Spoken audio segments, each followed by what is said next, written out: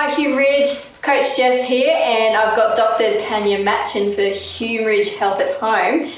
Dr. Tanya Matchin actually works at our local university here at the University of Southern Queensland. And Tanya, would you like to unpack and tell us what you do? Yeah, I'm a senior lecturer in psychology and counselling, which basically is fancy for I train psychologists and counsellors. So that's what I do. And I research in psychology, I research in counselling.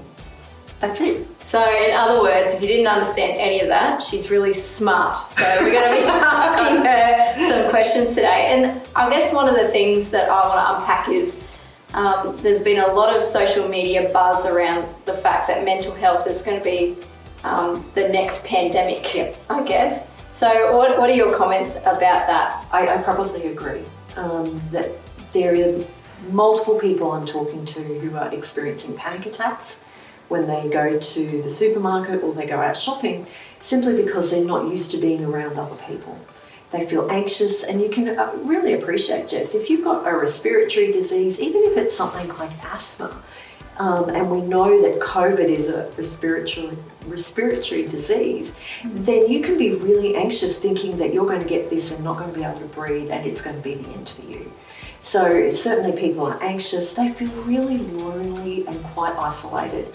And I could bore you for quite a long time about what happens to our brains when we feel socially isolated, but I won't. I'll keep it simple. Are you sure? Yeah, just tell us one thing that happens to our brains when we feel isolated. So when you're isolated or rejected or excluded from social contact, what happens is your brain, the centre of your brain that lights up when you're in physical pain also lights up when you're in what we call social pain.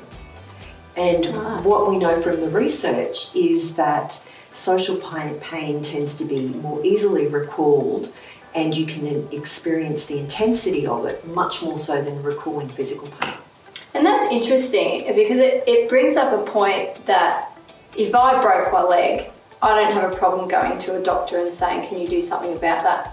Yeah. But if I am in any kind of emotional or social pain, there's often a barrier between me going to see someone to help with that. Have you experienced that? Stigma is a really big issue around mental health issues, and certainly in the Christian community it's a really big issue. We think that we should be able to handle stuff by ourselves. I recently saw a documentary about what some doctors and nurses were experiencing in New York City and during COVID, which has just been absolutely horrible experience for them.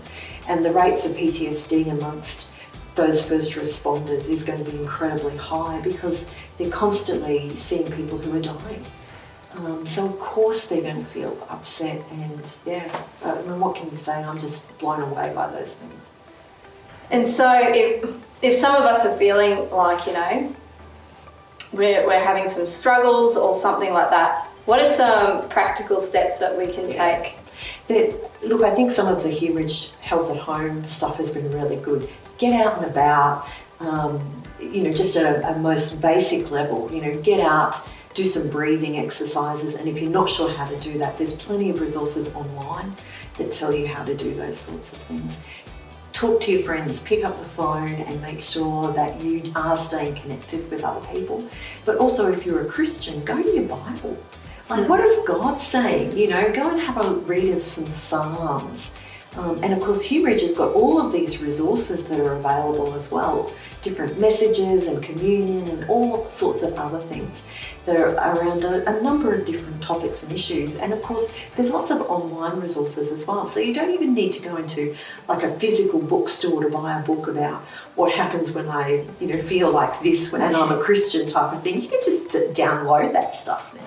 Yeah, so I think it's really important to check out those resources, do a bit of an evaluation of your lifestyle. Are you eating? Are you sleeping well?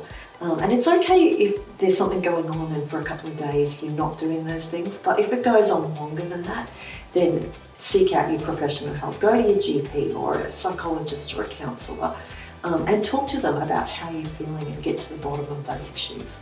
I think another thing that is a barrier for people is that they're scared about confidentiality. Yeah. So we like to protect our reputations, and we do it all the time. We like to go, I'm good and I don't have any issues, and then to actually put that in some kind of public medical system is pretty scary. What actually happens there? Is it a confidential service? It is. So it is confidential, but there are some circumstances under which your health professional can break that, and it's all about harm. So if you're at immediate risk or harming yourself or others, then that confidentiality can be broken. Yeah, sure. But if it's just I'm feeling a little bit sad and I have for a number of weeks, that's not going to be broken, and everything that you say stays confidential with that health professional.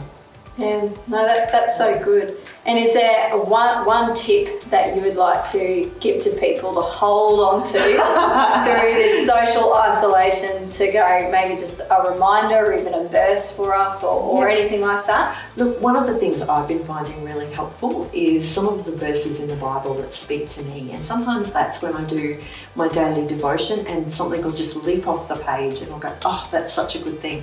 I'll write it out on a post-it note and stick it exactly where I'm going to be every day. So it might be on my bathroom mirror, or it might be on my computer screen, something. But every time I'm feeling whatever, I can look at that little post-it note and just remind me what it is that I think God's been talking to me about. Oh, that's so good. So there you go. There's your challenge this week. Actually find a verse, put it on a post-it note and put it in places where you'll see it. That's so good. It's such a great tip. Put in the comments, guys, the verse of the week for you. Let us know what's been encouraging you, and maybe it'll encourage someone else. Thanks for joining in. Bye.